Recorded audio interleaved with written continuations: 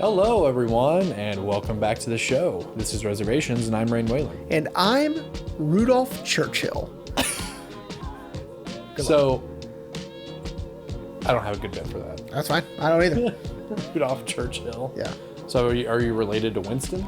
I'd rather not talk about it, but yeah. I mean, kind of. I think that's the dumbest one you've come up with. It's the dumbest? Yeah, the dumbest. Because Marion Featherbottom is really good. Thanks. Made you sound like a lord. Yeah. They should be at Downton Abbey or something. Yeah. Mary Featherbottom. Yeah. Well, welcome back, everyone. So, before we get into the episode, Zach, I know you're going to be mad. We'll explain it to you in person also later. Yeah, you'll see us in a few days. Prior to this recording, you'll see us in a few days. But everyone, we are going to be taking another break because the baby boy's getting married. I'm getting married. Yes. Again, relative to this recording, Jeremy's only getting married in a couple of days. And yeah, we're excited. And of course, I'm going to be there. So we can't do another solo episode with just me. Right. I mean, we easily could do another episode while we're there. Oh my God. I'm not going to lug all this shit with me. No. No. No. We'll just do it off of our phones. It'll sound like shit. It'll sound like early 90s dial-up. We use like classic, like actual tape recorders. You know what I mean? Yeah. Like we're fucking...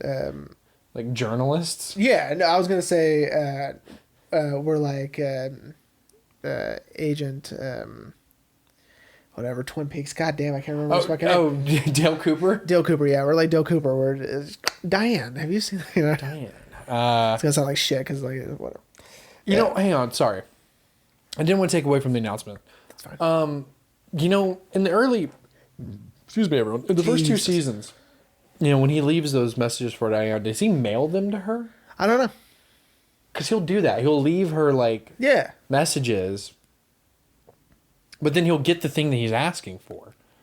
Like, send me, like, this. And then he'll get it a few... He probably does. Like, mails them back to which is silly, but yeah.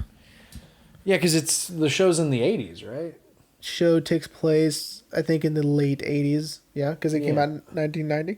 So he had a phone. Yeah. So phones existed. Yeah. Anyway, that's Lynch, bro. I don't know what to tell you, man. I mean, David, you don't have to give me an answer. He watches. I mean, that would be awesome. That would be really cool. He's like, yeah. You expect me to give you an answer on how he's doing it? No. Okay. So yes, Jeremy's getting married, and then him and Haley and him are going on their honeymoon the following week. So this will be the longest break we've taken. Probably. Was it 2 weeks? At least 2 weeks, yeah. Oh, sorry, guys. I mean, truthfully, as soon as they get back, we could crank out an episode. We might. I don't know. We might, but relative to us in this moment, we're probably just going to take 2 weeks off. But you know what?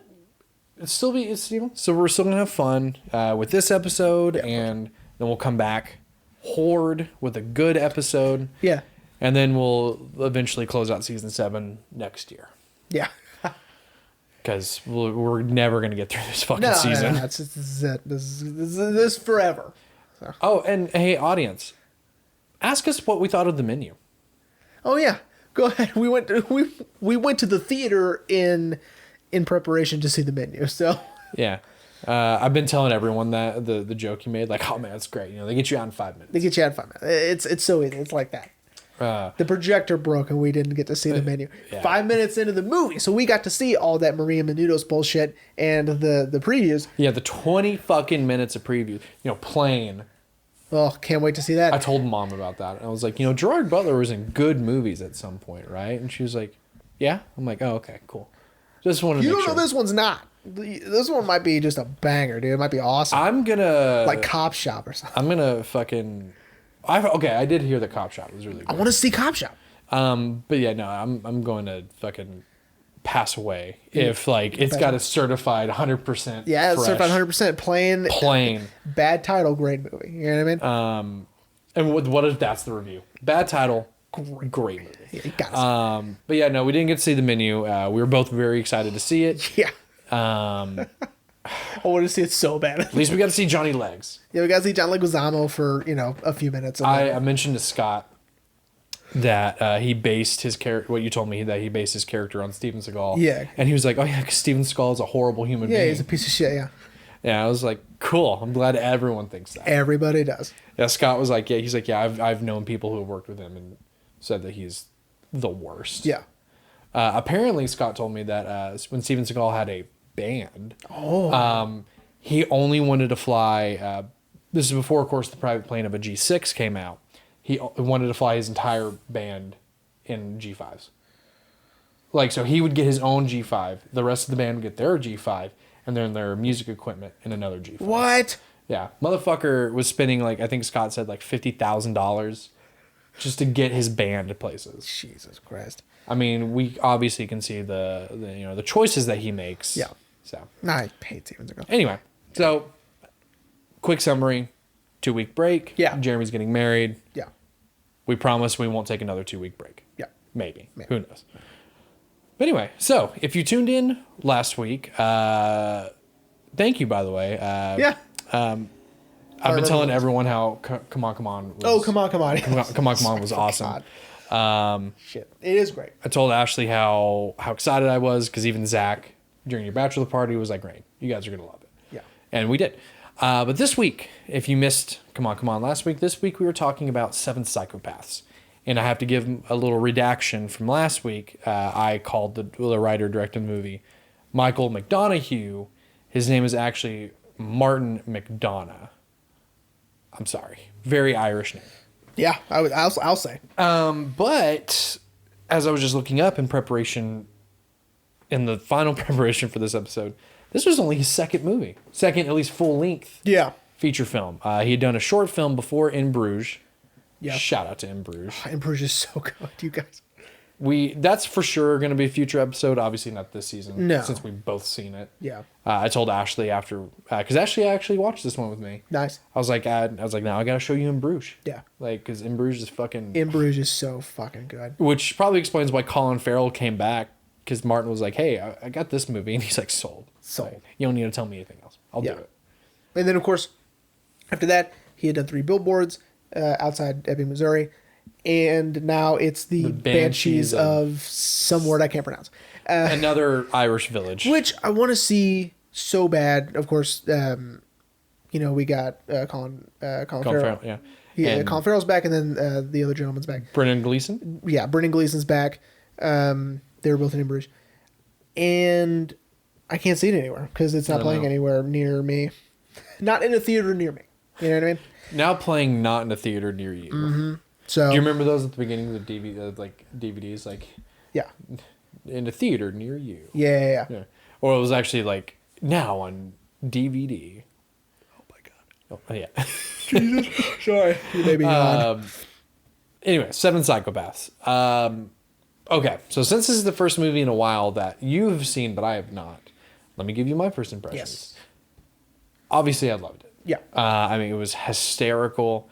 Martin McDonough has such a good use of drama and comedy. Because again, I'll probably bring up In Bruges a lot. In Bruges is also a lot like this, very funny, but then there are some serious moments.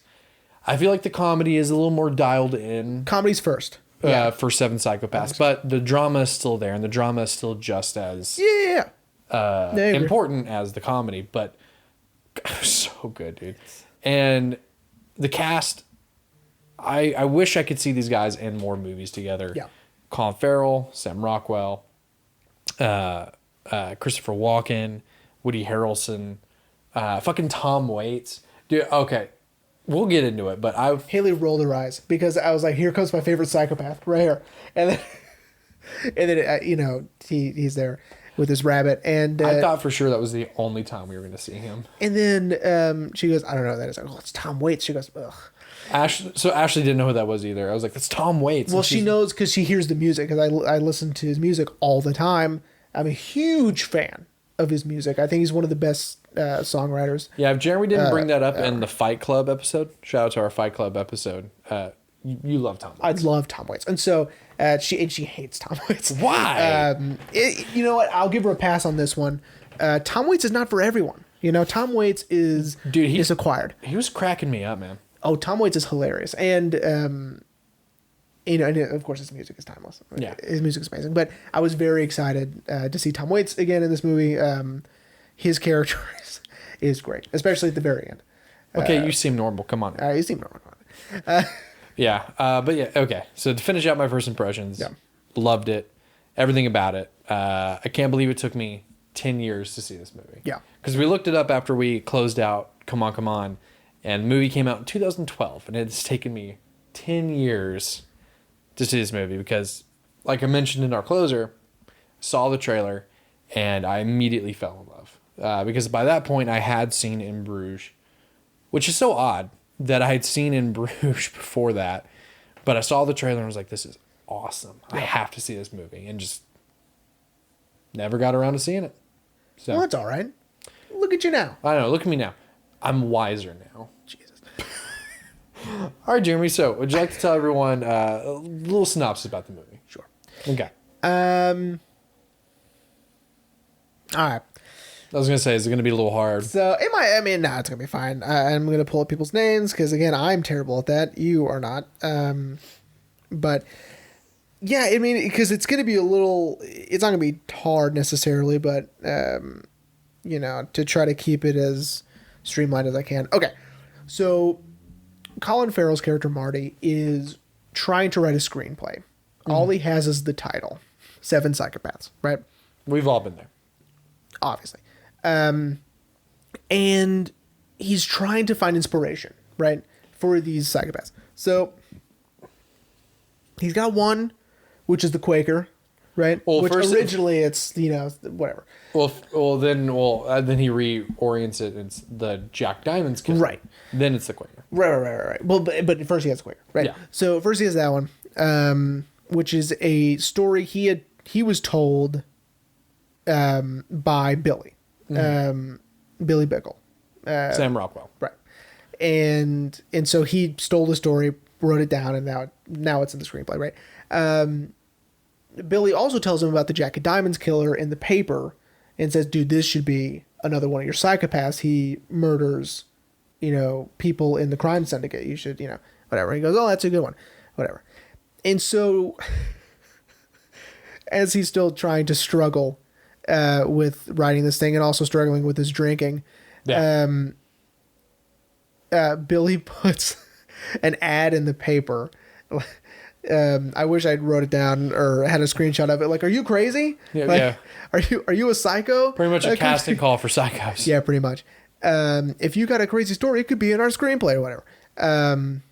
Meanwhile, Billy and his partner Hans, Christopher Walken, kidnap dogs and return them to receive the ransom or the reward money. Right? It's not a bad scheme. It's not a bad scheme until we'll get into it. Until Billy kidnaps a Shih Tzu named Bonnie, and Bonnie's owner is a true psycho. Played by Woody Harrelson is Charlie. Charlie is the head of this other crime syndicate. Yeah. I don't think he might have had... Those might have been his guys in the beginning. Well, because he says he's got 5 guys down. Yeah. So, the 2 Michaels. Yeah. The 2 guys. And then his girlfriend. Yeah. No. Those would, yeah. So anyway. Because they were going to kill a chick. That's right. Okay. Yeah. Anyway. So... he just steals the wrong dog, right? And so now the movie is, not only are we trying to write a screenplay, but we're also trying to evade the attention of Charlie and his men to try to get Bonnie back, right? Yeah. It's like a reverse John Wick. Yeah, that's funny. Billy is also sleeping with Charlie's girlfriend, which is how he got Bonnie in the first place. So Billy's the reason anything happens, by the way. Yeah. Well, and then as we learn, which we'll get into, Billy kicks us off at the beginning of the movie. Yeah, of course he does. Yeah. So anyway, so we meet a few more, quote, psychopaths. We meet like Tom Waits' character, Zachariah. Zachariah.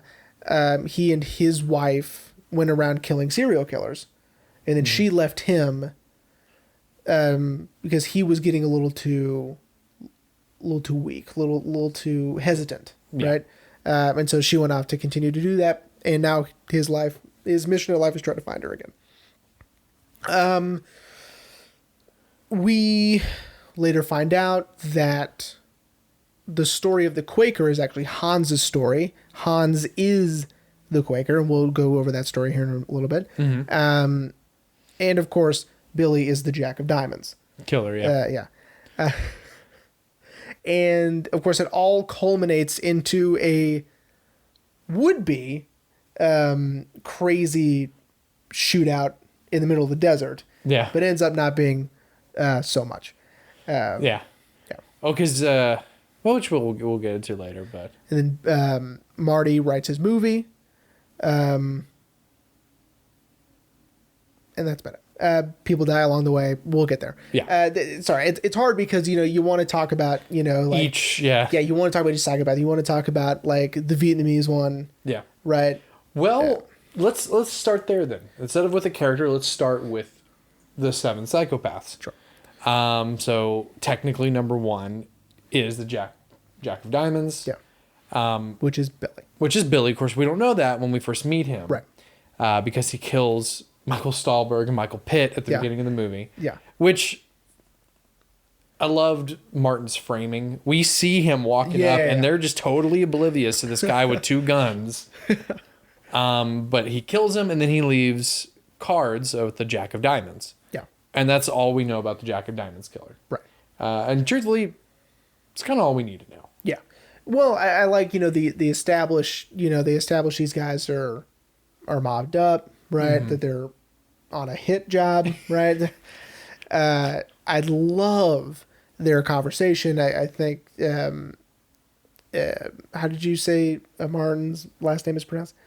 I would assume it's McDonough. Okay, McDonough. We'll go with that.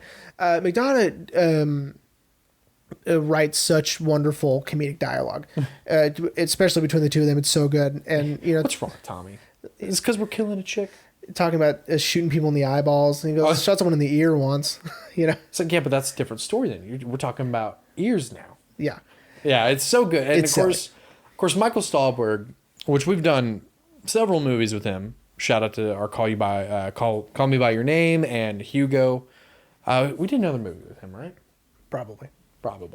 And then Michael Pitt, of course, as we mentioned, Michael Pitt, well-known asshole in Hollywood. Both of them, by the way, in Boardwalk Empire. So I wonder if they were like, "Oh, hey, what's up, hey?" Because I think they had a few scenes together. I don't remember. Anyway, but yeah, their dialogue is so good, and it's very it's so fast-paced, but it's so funny. Yeah. And of course I just love Michael Pitt's what's wrong, Tommy? Because we're killing a chick. Yeah, I got the chick killing shakes, and Tommy Michael Stahlberg is just like, oh, dumbass. Yeah. Like this idiot. Like yeah, I'm scared that we're killing a chick. So Jack of Diamonds. Jack of Diamonds. Jack of Diamonds. I do like that sort of reveal. Is sort of kept from us for longer than you would think because. Yeah, we're about halfway through the movie when. Because once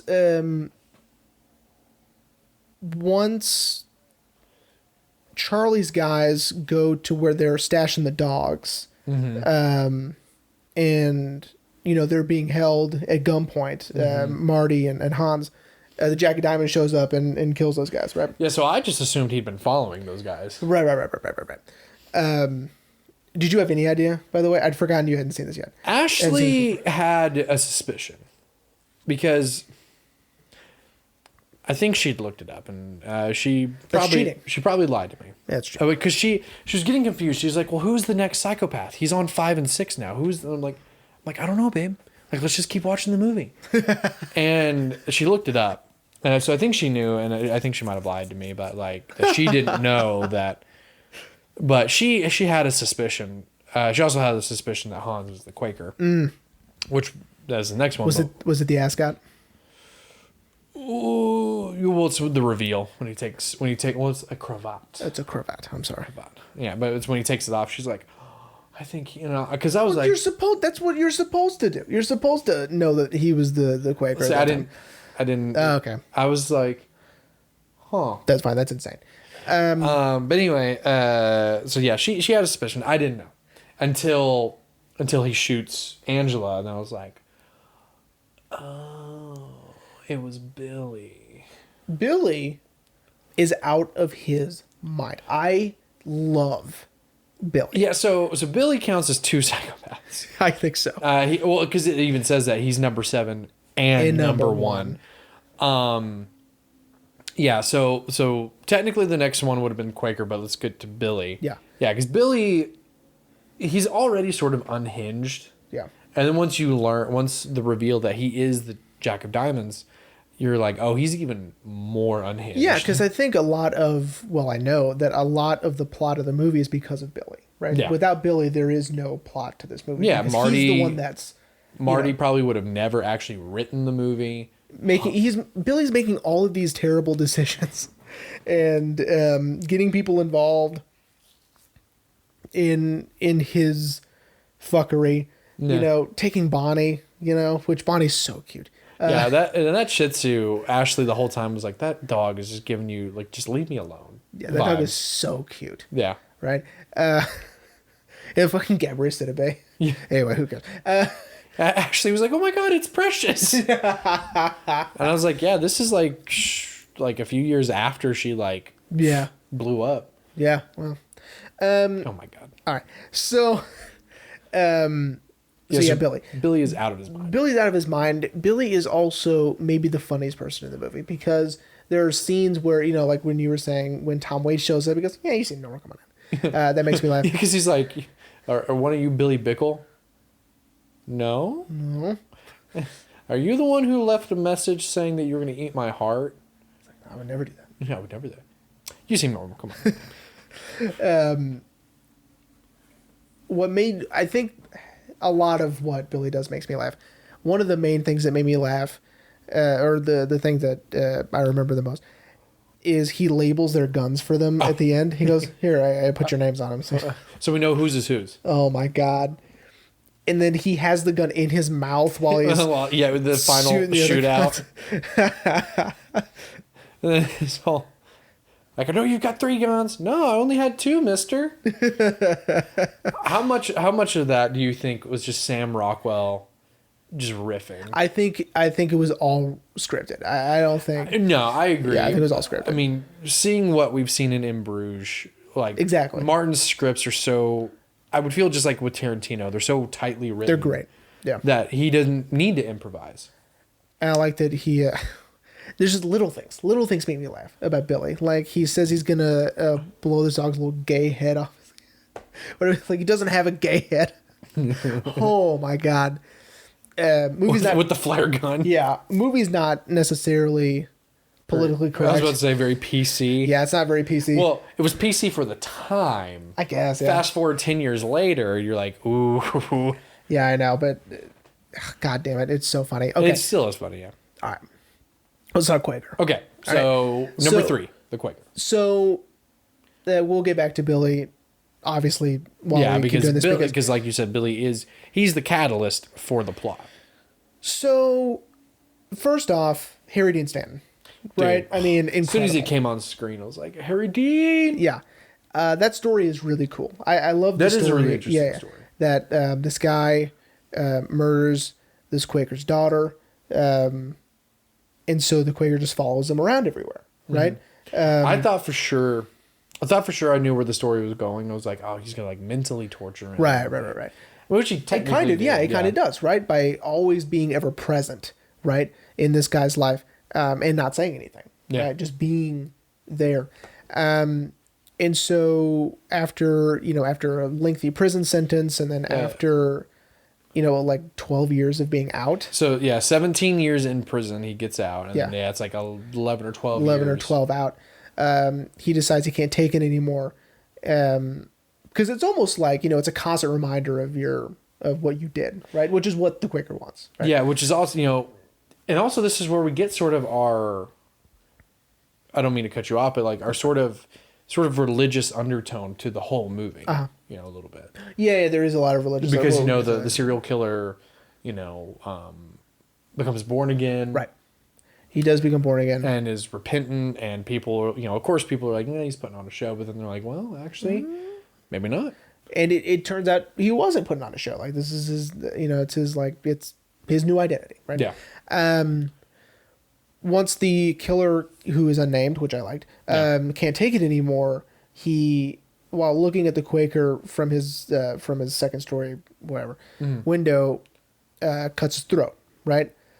And so the Quaker does too, right? Because you can't escape me, right? Yeah, like if you're going to hell, I'm coming with you, right?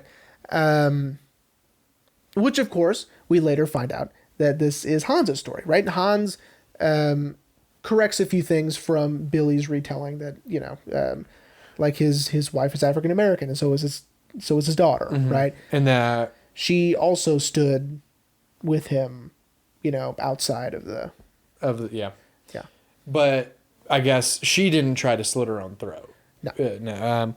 You know, and I guess it's implied that he was saved by by a doctor. Yeah, because he's in the hospital and his neck is just and he's fighting him. So another fun comparison between Harry Dean Stanton and Christopher Walken is at the end when Christopher Walken is walking in the desert towards the Welcome Center. It's sort of reminiscent of Paris, Texas. It's on my Criterion. Harry Dean Stanton walking through the desert in a suit, no less. Yeah. So there's some fun parallels there, which I really like. Dude, R.I.P. to Harry Dean Stanton. I know. Man. The best. He had such a great role, and to tie it back to Twin Peaks, in Twin Peaks: The Return. I mean, we only see him for a handful of minutes, but I mean, he comes in, does his job, and then then David's like, "All right, buddy, you're done." Harry Dean Stanton's the fucking best. He was the fucking best. Yeah. Okay. So we got the Jack Diamonds, Billy, the Quaker. Let's go ahead and do Tom Waits. All right, Tom Waits. Zachariah and Maggie. So here's something that I loved is I'm not sure if I should have looked this up. If all of them were real serial killers, or just the last one. That is interesting. Yeah, I meant to look that up too, but I was, because they told you their names. I was laughing so hard when it was the Zodiac. Yeah. I was like, oh my god, they found the actual Zodiac killer. Yeah, it's like, and he was like, that's when we burned that hippie. It is so good. and of course, you know, I a part of me wishes they didn't put that, because when he's in the other room, you see all that Zodiac shit, all his paraphernalia. That would have been cool. You know what I mean? For that fucking reveal. Yeah, or like they would have done like unnamed 1975 or something like that. Yeah, that would have been tight. Yeah. But no, I still laughed my ass off. It's like, oh my god, it's the Zodiac killer. Tom Waits' performance is amazing, of course. He said that he agreed to do the movie as soon as he read he'd be holding a rabbit the whole time. Really? He didn't even read the script. So Martin was like, hey, so your character's going to hold a rabbit the whole time. He's like, oh, dude, I'm in. Well, do you want to read the script? No. I'm good. Because he loves animals. I was about to say, does Tom Waits love rabbits? He does. He loves animals. So he's just he gets to hold a rabbit the whole time. Love this guy more. But yeah, and I love that when Zachariah starts telling Marty his story and of Maggie's story, I love that we don't get a flashback to how they met. How he was just burglarizing a judge's house in Delacroix. Yeah. You ain't never been to no judge's house in Delacroix. It's so good. And how he meets Maggie because the judge was torturing and killing African American women, and he saves Maggie. Yeah. And they decide to go on a killing spree by killing serial killers. Right. Pulling a real Dexter move before Dexter. Right. Which I love how he's like, I guess you'd call it serial killer killing, I guess. And then we get the flashbacks of them. Yeah. The flashbacks are great. Yeah. Killing that KKK member with acid and then lighting him on fire. and then sawing that dude's head off. Yeah. But I love that that's when we get the first kind of cracks in their relationship. Yeah. Because Zachariah is having a hard time. Like maybe at first he was like, yeah, let's do this. Let's get these. And after a while, he sort of gets a little more hesitant, a little more squeamish, or whatever it is. Well, and I think Maggie's getting more extreme. Yeah. You know, especially when the Zodiac, she stabs his hands with knives through his table. Yeah. And then just sets him on fire. Yeah. And I love that little look that the Zodiac shares with Zachariah. Because he grabs the bunny right before she sets him on fire. And it's almost like like take care of my rabbit or whatever. Something. You know what I mean? There's no way it's the same rabbit, but yeah. Yeah. Well, I mean, he had tons of rabbits. He did have tons of rabbits. Maybe Zachariah went back and kind of like scooped them all up. But then Maggie leaves him. Yeah. And now his mission is just finding her. Right. And I love that he's like, listen, you can use my story. Just put my number at the very end. Let Maggie know I'm looking for her. And let her know that I still love her. Right. And that I'm desperately trying to find her. Right? Yeah. That's been his life's mission since then. And Marty gives the best promise. Like, on my life, it'll happen. Yeah. And we'll go and fast forward to the post-credit scene. Because I thought for sure I was like, that's it? Well, that's all the Tom Waits we get? That's all the Tom Waits. But, okay. So, like Jeremy mentioned in the synopsis, Marty finishes the movie. Yep. And I would assume people are liking it. Because he gets a call one night from Zachariah, who's like, yeah, I saw your movie. And I love that Marty immediately was like, oh shit. Oh no. And then he's got that fucking like machete. And he's getting all the dirt from his fingernails. He's like, well, I'm going to come kill you on Tuesday. That made me laugh so hard. When he's like, I hope you're free. He goes, yeah, I'm not doing anything on Tuesday. But Marty in his own way has sort of become a psychopath because he is so broken by this point in the movie that even Zachariah is like, Tuesday doesn't work. I'll come some other time. And he's like, well, I'll be here. And Ashley's like, oh my God, he feels bad now. I love that. He's like, so I'm going to kill you on Tuesday. It's so funny. It's so specific. And, it's the best. I love Tom Waits with all my heart. Yeah, and he did such a good job. And it's just this whole, Tuesday's not going to work. So good. But so Maggie and Zachariah. So we've got the Jack of Diamonds, number 1, the Quaker, number 2. We'll just go ahead and say Billy, number 3, Maggie and Zachariah, 4 and 5. Number 6. The Vietnamese. The Vietnamese guy. That one, I loved actually how the story kind of unfolded. Yes, and how it progressed because of where Marty had it was interesting, right? And I agree with him that I love, this is sort of a small look at ways people think of story and the ways people come up with ideas. It's like, I like the idea of a Vietnamese guy wearing a priest's outfit with a gun in a room. I like the idea of that. Where can we go with that, right? And I like that. I like that he's like, he's not even a priest. I just like the idea of it. I like the visual of that, which I will say kind of grabbed my attention. I was like, wait, what's happening here? I agree 100%, and then boobs. So then double, I was like, okay. Like a 12-year-old. Oh, no way. So. Like you haven't seen like full male frontal genitalia in movies before. Right. So I liked that aspect of it. I liked where, of his backstory of being in the Vietnam War. Right.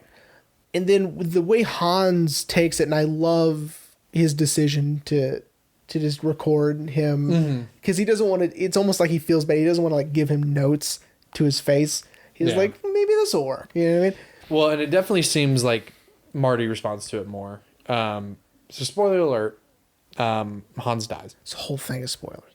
Yeah. And he leaves Marty his tape recorder.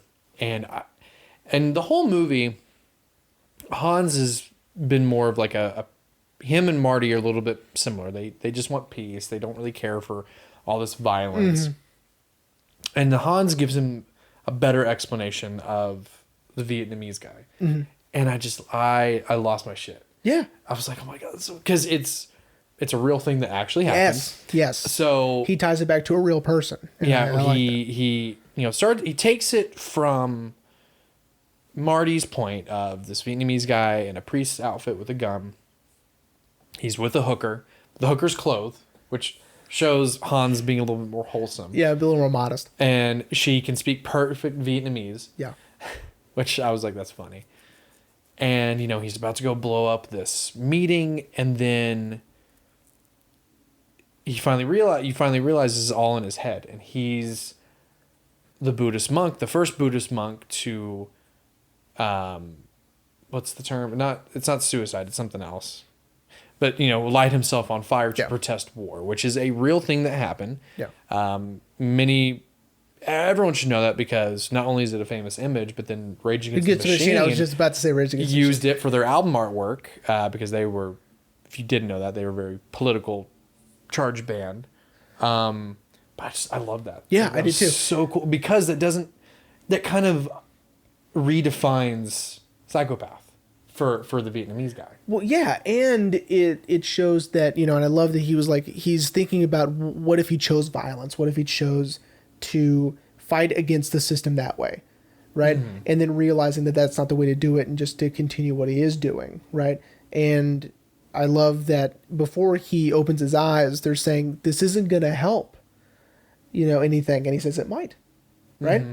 But then the monk says the same thing to him when he opens his eyes, and he has already drenched himself in gasoline. So this isn't going to help. But it might. It might. And that technically kind of did. Yeah. So that I loved. Yeah, the Vietnamese guy's storyline was awesome. I did not see it going that way. No, me either. But Ashley and I looked at each other and we were like, oh my God, that's awesome. Yeah. Because it's such a good way of, because, the movie is sort of meta, a movie about seven psychopaths in a movie called Seven Psychopaths. But watching the narrative change from one character to the next. Yeah. And of course, it's the stark difference between Hans and Billy, because Billy is, a lunatic, and he's like, here's how it should go. He's like, right? The Vietnamese guy was hiding up in the trees the whole time. Yeah. And but the bunny gets away because you can't kill animals in the movie, just the women. And, and he's talking about this crazy shootout, and, people are dying, and, whatever, and like blood is spraying everywhere, and there's rain, and his Marty's girlfriend's not wearing a bra or white t-shirt, and then she gets killed. And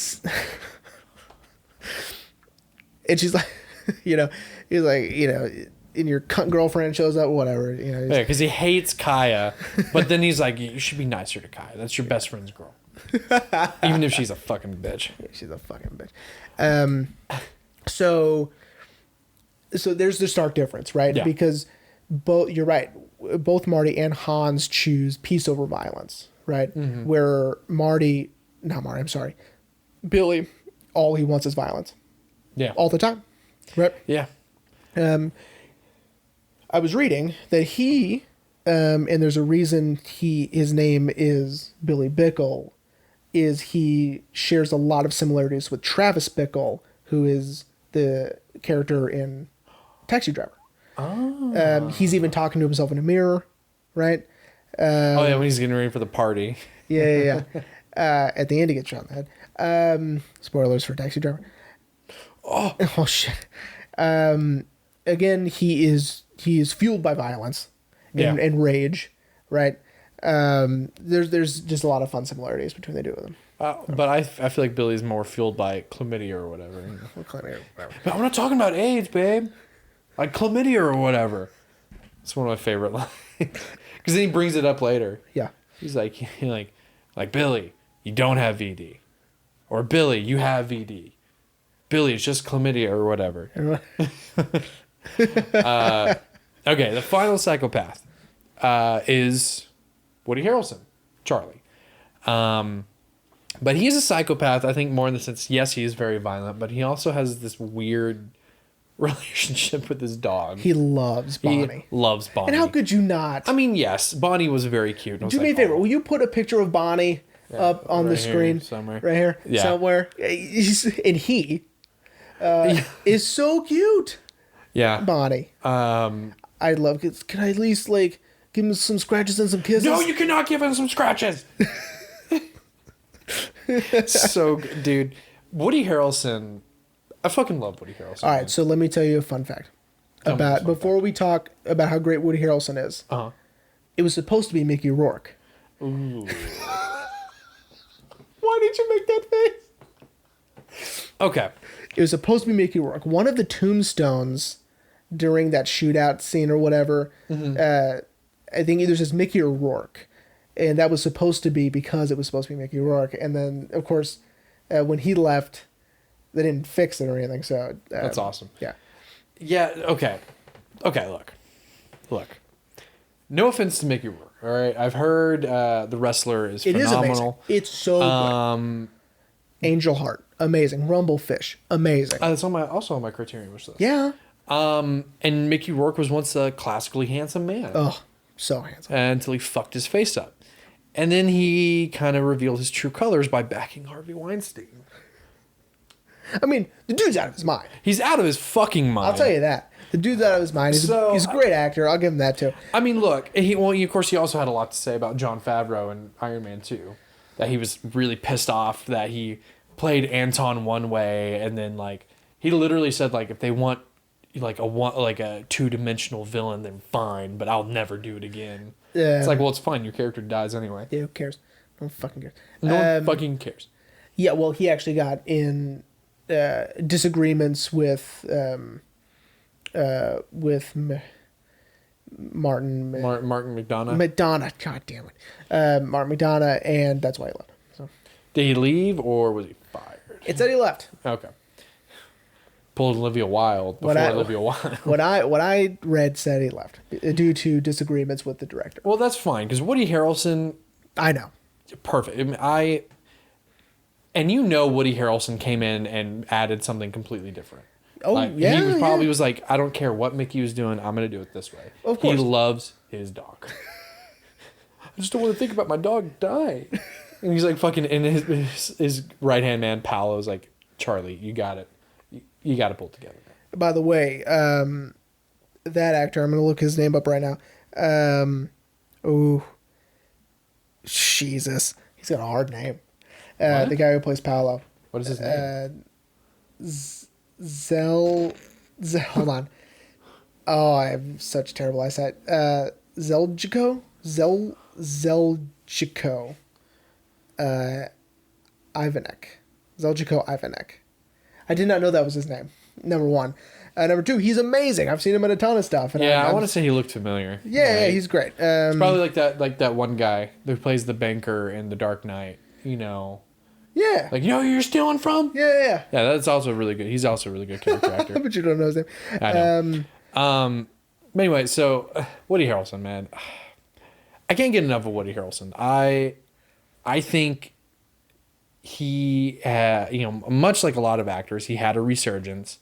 And I think he's just been on a career high, ever since, what movie did he do? The Cowboy Way. I completely understand. I was going to say the exact same thing. Cowboy Way. I've never seen The Cowboy. Oh, all right. Jesus. There's a big shot over here who's never seen Cowboy Way. Can you believe that? But man, like, anytime I hear that Woody Harrelson's going to be in something, I'm like, got to see it.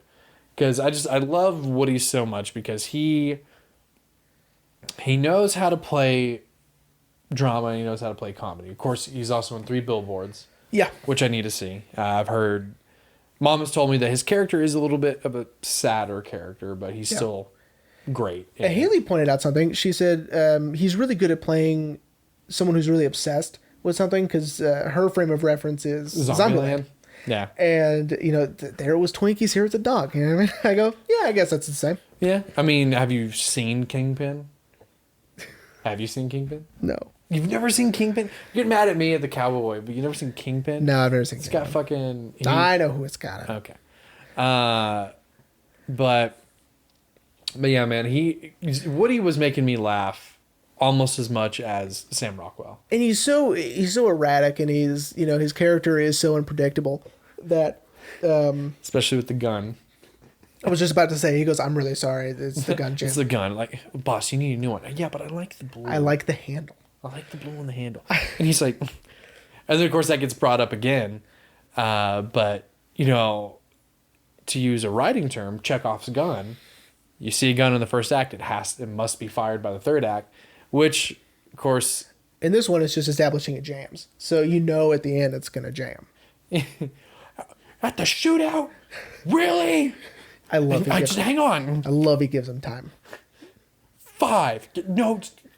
Because he makes it to 3. Can you please go back to 5? No, I will not go back to 5. 5. So good, dude. I know. Well, that's the Seven Psychopaths. Yeah, Woody Harrelson's so good. Okay. So... Well, you know, we haven't talked about. We haven't talked about Marty yet. Colin Farrell, who I love that he didn't play an American, that he just used his actual accent. I love his... He's not a tough guy in this one. You know... he's not Bullseye from Daredevil? At the time, that's weird, right? At the time, he's sort of like... He's kind of his character in Bruges, right? Where he's sort of like this bumbling... fool, kind of. Not really fool. I wouldn't say that. I would just say like he's a little bumbling more... alcoholic. He's a little more animated. He's a little more skittish. He's a little more just annoyed all the time. Here it's sort of the same. I like, though, that he is just completely against violence and all that stuff, and he's not a tough guy. And he's just trying to write his fucking movie. Yeah. Where, again, at the time when this movie came out, that's weird. That Colin Farrell's not playing a tough guy. Now, he is his... Talk about a career resurgence. I mean, his career has just skyrocketed. I actually paused at one point. I was telling Ashley, because she liked how he said one line, which I can't remember what line it was. But she was like, I love how... She was like, that was so funny how he said that. And I paused. I was like, well, in The Lobster, I brought up the whole sexual stimulant. Yeah. That's horrible. That's just horrible. And, like, he doesn't get mad. He's just like, that's horrible. It's just awful. That's just awful. Yeah, dude. Shout out to Colin Farrell. Yeah, man. He's getting a spinoff as the Penguin. Yeah. His career now is just so cool. Because but you're right. Because he had done SWAT before this. Oh, yeah. He's SWAT, The Recruit. He was a Daredevil. He was in a ton of stuff. He was like darts. Of course, after this, I think he had done Total Recall, but... Scrotal Recall. Yeah. Which, again, not great. But it might have even been before. I don't remember. But who cares? I mean, I could look it up while we're talking. But I mean, but why would you want to remake Total Recall? I mean, that movie's already I don't know, man. They did. That movie's already insane to begin with. Oh, he had done Total Recall before. So Seven Psychopaths. So, again, it is weird that he's sort of this... and he had done... I just saw Saving Mr. Banks. Yeah. So, wow, he did Saving Mr. Banks before this? Yeah, he did Saving Mr. Banks. He was in Crazy Heart. I forgot about that. Oh, my God. Crazy Heart. I should have put that on the list. I've been wanting to see that forever. It's so good. He was in Fright Night before that. That's right. Which is a great remake. Yeah, shout out to Fright Night. You want to talk about a really good remake? Dude, and Anton Yelchin. Yep. Oh. I know. Anyway. So, right. Marty. So again, I like that. I like that Marty's sort of like that, and I like that. He's just thrusted into all of these situations that he just doesn't want to be in. He's so scared. He's almost playing the dude in the Big Lebowski. Yeah. You know, the dude is sort of thrust into this underworld. Yeah. By a simple mistake. Right. That's kind of what Marty's just trying to finish his movie. Yeah. Trying to find inspiration, and of course, what he thinks at the time, his stupid friend Billy and his dog kidnapping scheme. Borrowing. I'm sorry. Forgive me. Gets him in, he gets blood splattered all over his face, and then it's just on a roll. It's not his blood, but it's his puke. It's not his blood, but yeah. And hang on. I just want to say, Christopher Walken has the best one-liners in this movie. Mm-hmm. Of course, as I mentioned last week, his whole put your hands up, old man. No. What? I don't want to. I've got a gun. I don't care. It's so good. I know. It's hilarious, right? The whole movie. I mean, dude, this movie is like, I mean, top tier comedy for me. Oh yeah, 100%. You know, hang on, we'll get back to Marty, everyone. Hang on. I was telling someone, it was Ashley's pa, because we were somehow we just got on the subject of comedy, and you know how comedy's evolved over the years, and how like a lot of people nowadays look down on like slapstick. Mm-hmm. Oh, because I'd mentioned the Marx Brothers that we had done Duck Soup. Yeah. And he's like, "Oh, Duck Soup." And I was like, "Yeah." I was like, it was so funny. But then I was telling him how I really like smart comedy. Like, not in the sense that like you have to think about the jokes, but more just like how it's written. And this is definitely smart comedy. Like, it's smartly written. It's not out for the sake of getting a punchline. It's just funny. And I could watch it 80 more times and it would still be funny. Yeah. Back to Marty. Marty. He's also an alcoholic. Yeah, he is. Hey, he has not realized that himself, but yes, he is an alcoholic.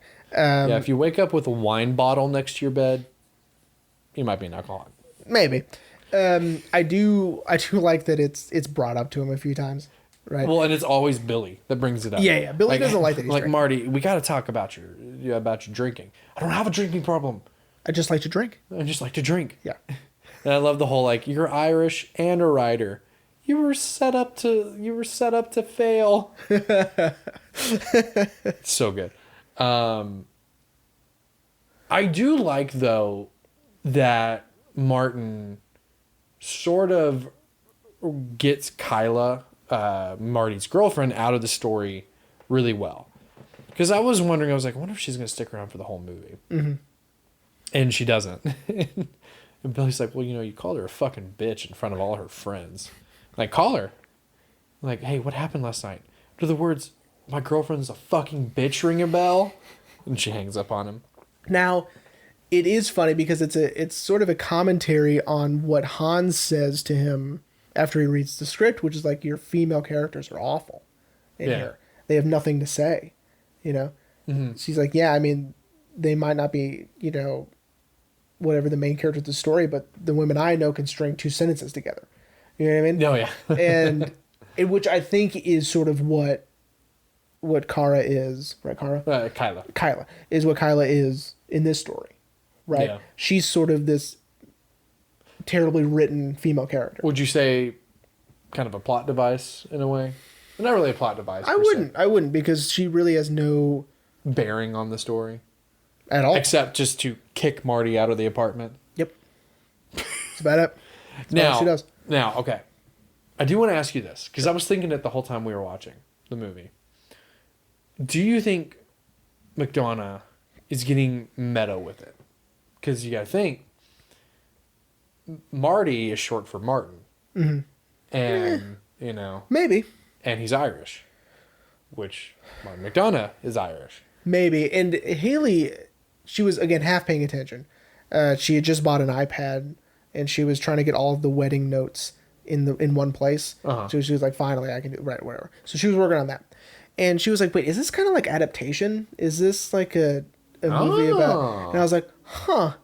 I don't think so, but that's an interesting way of looking at it. But not necessarily, it's not exactly like that. But I see your point, where it could, right? It could be like, what if a guy's trying to write a movie about 7 psychopaths and then gets wrapped up in the movie itself, in a movie, or gets wrapped up in situations with psychopaths that he's trying to write about. And you should say, and something, you should be proud of your soon-to-be wife that she made the comparison to adaptation. Well, she was there when I watched that one too. So yeah, she's learning. And then the 4 of us, well, the 6 of us, because Emily will have to get up there too, but then the 6 of us can have intellectual conversation. Yep. And then people are going to see us at a restaurant and be like, oh, what the fuck are they talking about? They're talking about movies? Oh my God. Fuck off. Fuck off. Get them out of the restaurant, please. Anyway, no, but I was like, it feels, because even Ashley was like, it feels very meta and very on the nose. I'm like, maybe. Martin may be saying, like, hey, like, right. What if I got wrapped up in, you know, and Colin Farrell's playing me, but I think that would be I think it would be too on the nose. I don't know about if on the nose is the right way to say it. I just don't think that's what's happening. No, right? Do you think maybe he just decided to call his main character Martin just why because? Why not? You know? Or, it could be like, I'm going to name him after me. Yeah. Right? That's fine. Right? Do I think that he is supposed to be the representative of Martin McDonagh? No. No. Now, here's something that you had brought up earlier that I think is interesting that I haven't really thought about too much. It's only my second time seeing this movie, by the way. I know. Is the religious undertones. Yes. Is the religious aspect of this movie. Because I was picking up on that when we hear the story of the Quaker. I was like, okay, that's interesting. And then after that, it just kind of stayed with us. Yeah, because then Hans is always talking about the afterlife, right? Because he's a Christian. Yeah. And Martin's not quite sure what's going on with any of that, right? Billy, who knows? Yeah. But I do like that they discuss it every once in a while, right? Which, I only thinking about that right this second don't really have a lot, pre-prepared to say. Well, and I just thought it was kind of interesting, because, when they get high on peyote. Yeah. And then as we learned that Billy was fucking with Hans, Hans does start to question his beliefs, because he was like, Myra's saying that she's sitting in a chair in a gray place with a bullet in her head. And of course this upset Marty, because Marty, to me at least, Hans was sort of Marty's North Star. Like, you're my moral right. Which is sort of odd that happened so fast because they just met. Exactly. You know what I mean? Yeah. But I think because you're in this shared other option is you're in this shared trauma together. Right. And you're the only one who's making any fucking sense. Yeah. But yeah, this kind of upsets Marty, because he brings it up the next morning. And then that's when we get the reveal that Billy was like, how I can impersonate Myra. Of course, this upsets Hans, though. Yeah. And that's what makes Hans leave and walk through the desert back to the Welcome Center. But we get sort of a payoff. Of course, when he gets shot, he says it's not gray at all. Yeah. Right. So you're right. So there's that. Yeah. I mean, I didn't have anything to say about it either. I just was like, it's interesting that it's there. It would be interesting to go back and revisit that at a later time. Yeah, probably. I'm trying to think of. I wrote something down. You actually wrote notes for once? I did, but it wasn't great. It's been a while since I've written notes down, and so I'm sort of bad at it again. A thing that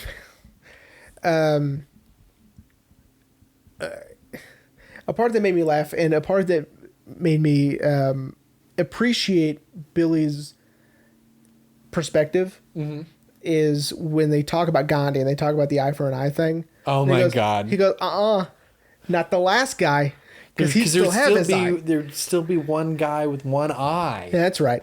So how's the other guy going to get his eye? That's not happening. That made me laugh a whole lot because he's, that's so... Well, because it also shows, like you said earlier, how engulfed in violence he is. Because, to a normal, at least I would hope, a normal human being hearing, an eye for an eye makes the whole world blind, you'd be like, okay, you know what? Yeah, I need to rethink this whole vengeance thing. Yeah. John Wick would have never happened. But, it shows that Billy, like, no, fuck that. Yeah, fuck that. Fuck that. Like, I'm not going to rethink that because there would still be one guy.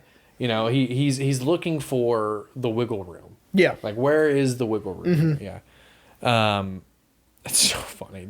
Trying to think if I've forgotten anything or if you've forgotten anything. I mean, the movie's packed with stuff, obviously. But I don't know. I think we kind of hit everybody, everything. Yeah, I believe. Trying to think of an oops I forgot. I haven't had that in a while. I know. Well, I wrote stuff down, and I think I hit everything that I wanted to. So then, are you ready to wrap up? Yeah, I think so. All right, bud. If you have Spotify, stream Tom Waits' music. Yeah, or just just deep dive into Tom Waits. Yeah, of course. Yeah, buddy, I loved it. So did I. Didn't think I was gonna hate it. Great second watch. I'd forgotten a lot about it. I might as well have never seen it. You know, Ashley really liked it. Of course, she was also half paying attention. I think that's why she gave it a 6 out of 10. Mm-hmm. But I feel like if I were to put it on for her again, she would be like, okay, Yeah. that's good. I for sure will 100% rewatch it. Yeah. Now that I own it. Well, and as I learned, it's on Paramount Plus. Is it? Yeah. Well, because I was in a rush to watch it. And I was like, fuck, it's got to be somewhere I can stream it. And I was like, Paramount Plus. Let's wow. go. Yeah, I was quite shocked. Even though I own it. But I was like, you know, we'll just put it on. And that's how Ashley watched it with me. Because she was also...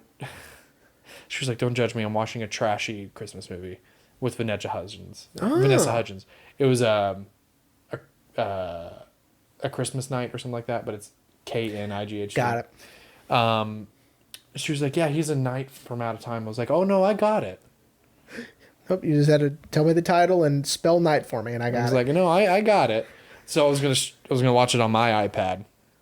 But she was like, no, we can watch it together. So, but yeah, loved it. So Jeremy, what are we gonna talk about next time in 2 weeks? Yeah, Jesus, sorry guys. So thought about it. I've been putting it off because I'm like, I don't know when to do this one because I want it. You know, I'm excited about it. Yeah. Right. Of course, I know what it is. Right. Yeah. But I'm excited about it. So but you know what? You know, so I didn't know. Like, well, we just did this one, so we can't do it yet, or we just did this one, so I don't want to do it this week, or whatever fucking excuse I had. We're just gonna go ahead and do it. Next time we are going to be discussing The Last Picture Show. Hell yeah. By Peter Bogdanovich. R.I.P. R.I.P. Peter Peter Bogdanovich, man. Dude, I have been waiting to crack open that America Lost and Found set. Shout out to the Criterion Collection for doing that, because that is sort of the beginning of the new Hollywood, right? Because it's got Peter Bogdanovich, you know, Jack Nicholson. Yeah, so the new Hollywood was creeping in. Old Hollywood was still there around this time. Right. Right. Because Easy Rider's in that set too, right? Yes. Easy Rider is sort of like the nail in the coffin for Old Hollywood, right? It was the true beginning of New Hollywood. Yeah. Dude, shout out to the New Hollywood era, man. That's when we got some good shit. Like Last Picture Show, which I've heard nothing but great things about. Yeah. It's got our boy Jeff Bridges. Yep. Sybil Shepherd. Yep. Yep. I mentioned that collector set to Ashley's Meemaw. And I was like, yeah, it's got Last Picture Show in it. And I guess she didn't like it. She's like, oh, Last Picture Show. I was like, oh. But I've been ready. I mean, like, I could have easily watched some of the other movies in that set, but... Yeah, like 5 Easy Pieces or Easy Rider. Yeah, but I wanted to start with Last Picture Show. And now I can. Yay! Oh, I'm excited, buddy. I know. So next time... 2 weeks or so. Yeah. Next time you see us, Jeremy will be married. I will be married. You'll see a ring on that finger. Yep. Maybe. Oh, definitely. Oh, yeah. Well, I mean, that's if you wave your hands up in the air. You know? Oh, yeah. I might just... Like, yeah, you know... I might click. Well, see, that's kind of a good thing I'm not wearing my ring right now, because they would have heard. Yeah. Oh, that's true. But, anyway. Well, everyone, we hope you enjoyed Seven Psychopaths, and we'll see you next time for The Last Picture Show.